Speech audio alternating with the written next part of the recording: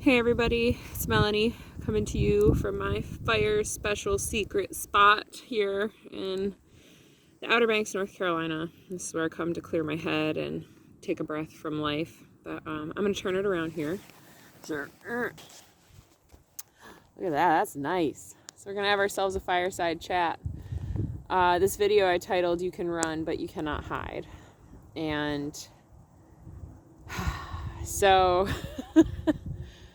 I say that because whatever you're running from is going to find you. And for example, I'm trying not to block the fire here.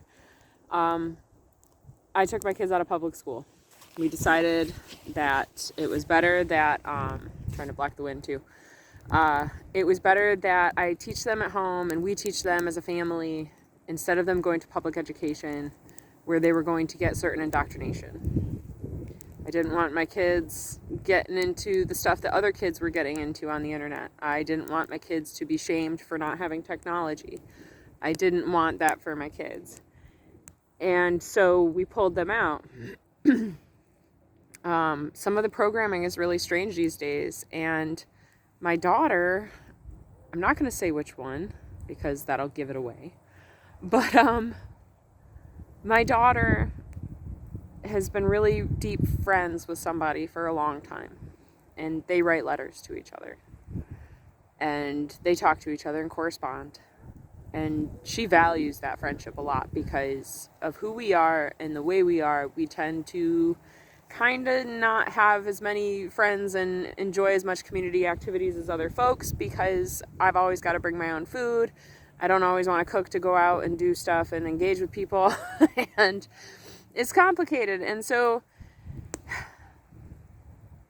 she values this friendship so much. And last night at 11:30, she wakes me up, or doesn't wake me up, comes and gets me and says, I want to talk to you about some things that I've been reading in these letters. I said, okay, well, what's going on? And she goes, I don't know how to explain it, but it's keeping me up at night. And I was like, oh my gosh, like this poor kid is going through abuse, sexual abuse, trauma, something, like thinking that that's what was on my daughter's heart. And I sit down and I start reading the letters, and it's all of the programming and all of the programming and all of the indoctrination that I've kept away from my kid. She didn't know what half of the terms that this other kid was using, and she didn't know what they meant because we don't talk about it, we don't engage with it, we don't support it, we just don't engage. And she was like, what does all this mean? And so I showed her, and it came down to furries, and it came down to, what is it called? I can't even think. Non-binary with other, like, voices in the head kind of stuff. And the gender, multiple genders, I think was what was talked about. I don't even know what half this shit is. Truly. And it hit me that, like, no matter how much I could protect my kid, no matter how far out of our way we've gone to protect our kid. So, like, she's not allowed to have, she's not allowed to have a phone. She's not allowed to have technology. She's not allowed access to the internet. She's not allowed to call friends and just hang out and talk on the phone. She's not allowed to FaceTime. She's, like, super limited on any type of technological use. And yet it still found her. She's not around other kids, really. Like, it still found her. And that was a huge awakening to me because of the format and, like, the other family. Like, it still found them. Mind-blowing. Absolutely mind-blowing. So where's it coming from? Like, is it all the way into video games and all, like, so deep into the technology that we don't even see it anymore? Is it in vaccines? Is it in the food that's being fed to people? What's it in that, like, all of a sudden all these people are identifying as non-binary and non-people? Like, where is this coming from? And if you're one of those people, like, I don't really judge you. I feel sad for the person because I feel like all of these things of, like, oh, I'm non-gender, or I'm non-binary, or I'm a furry, or I'm whatever. It's escapism. it's running away from reality. It's not accepting your reality for what it is, and it's trying to be something different. We're going to stoke our fire a little bit. This fire needs some more stoke. Oh yeah, stoked it right up.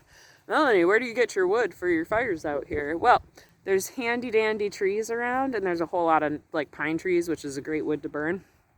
And so there's all these pine trees, and on all of them there's broken branches at the bottom, and I just go snap, snap, snap, snap, snap, and I just break all the broken branches off.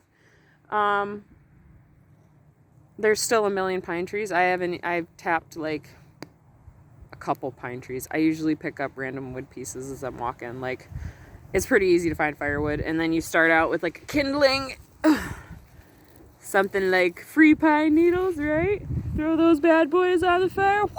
More stoke. I find pine cones. I find basically these grasses behind me.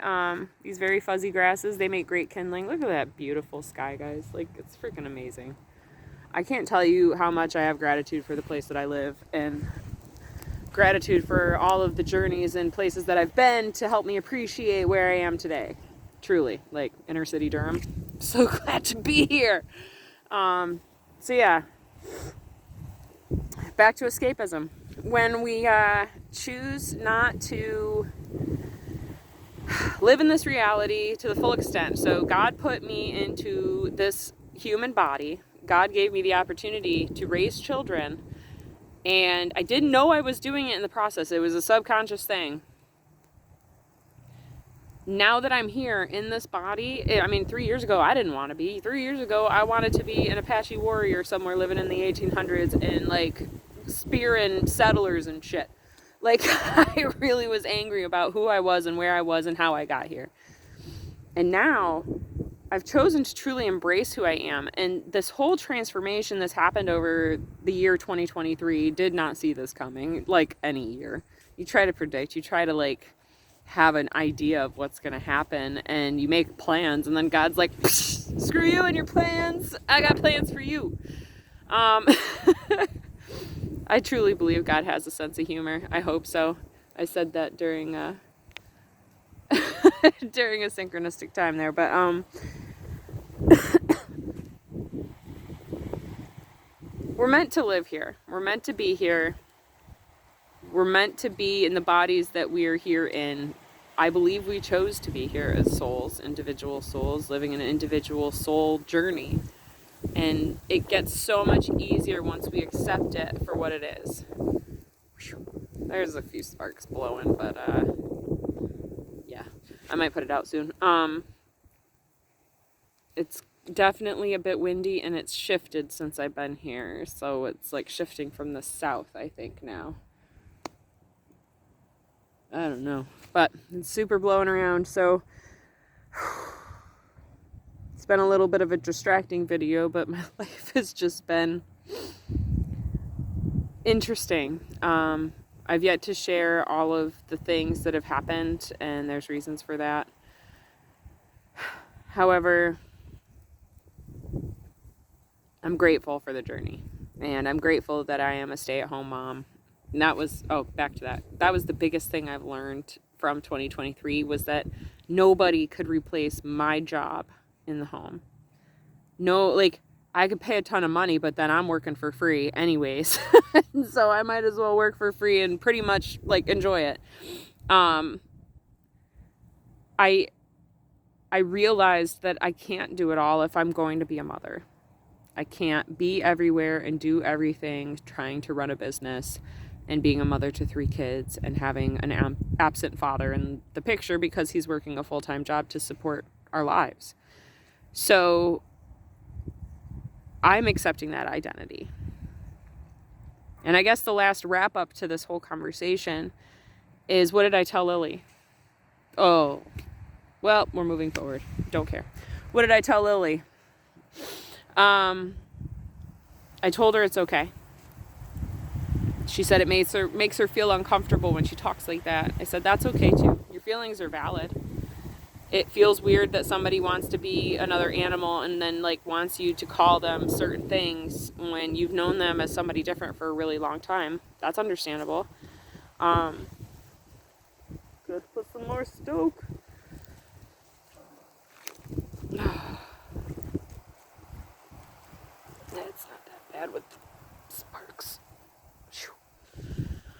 Um, said it's valid what you're feeling. My biggest advice to her was to be honest with those feelings and be honest to the friend and tell the friend how she was feeling and express that in a kind, professional, loving way as best as she could. I don't know how well that's going to go over for the friend.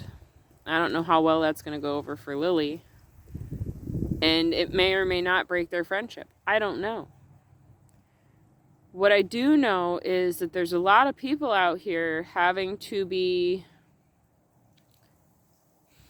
untruthful about the way that they're feeling in order to protect somebody else's feelings. Just by speaking their truth, speaking their feelings, it like sets off this whole thing and causes all of these issues. And I just hope for my daughter's sake that that doesn't happen. I hope that she's able to speak in a way that verbalizes how she's feeling without hurting someone else's feelings. I don't want to break contact with this person. I don't want to cut them off. I don't want to do any of that, because I think that that just makes the problem worse when we do all of this division. Am I going to send my kids to public school? Definitely no, still. There's still going to be division there, but I'm going to support this person in the way that they feel to the best of my ability. And I'm going to support my daughter in the way that she feels to the best of my ability on that respect, in that regard. So with all that said, you can run, but you can't hide from the crazy ass shit that's happening in this world. It's going to find you, and it's going to be there to teach you things. Whether you want to be taught those things or not, whether you want to have any engagement with those things or not, it will find you, because somebody that's like gone and tried to run and hide from many of these things, they all slapping me in the face right now. So yeah. Anyways, let's see if we can switch it around so that the cameras... Look at this gorgeousness. Oh, there's geese somewhere. So beautiful. You just look at this sky and the world seems better. And there's my coals with my stove still sitting. So with all that said, y'all, I'm outie. I'm gonna go catch a moonrise and then go home and do some laundry and go to bed and start it all over again, because that's what we do. We keep moving forward, even when it's difficult, even when it's hard, even when it hurts. We get up and we move forward. So with all that said, my friends, sending you so much peace, so much love, so much namaste. Hasta la pasta. Adios.